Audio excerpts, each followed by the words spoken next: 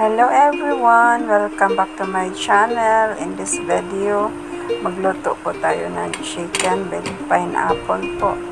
Ayan po, gisa po tayo ng bawang, sibuyas at saka yung kamatis po. Ayan po, gisa muna natin.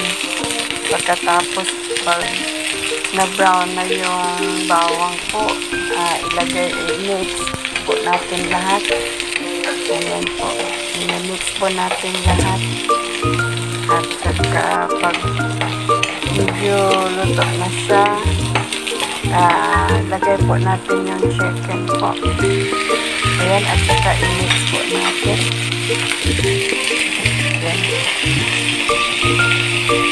Mix po natin ng maigi po para yung mga sangkap niya manuot suot sa manok po. Nilagyan ko po ng oyster sauce po.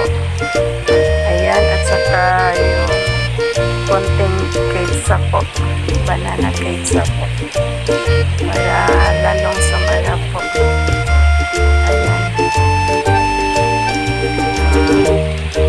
Meron po ito yung sili na mahaba po para medyo maanghang-anghang po siya na konti. Ayan na po. Ang ganda po niya tingnan. Masarap na po ito. At saka nilagyan ko po ng pineapple tidbits po. Ayan po.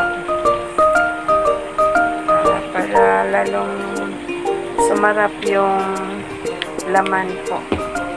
Ayan, ang ganda na po. Ang sarap na po nito. At yan, tinikman ko na po. Masarap na po ito talaga. Marami na po tayong makakain nito. Ayan po, malapit na po itong maluto. Ayan po. Malambot na po yung chicken po. At ngayon lalagyan po natin ng onion spring po para lalong sumara po siya. At yung mango po. Ayan po.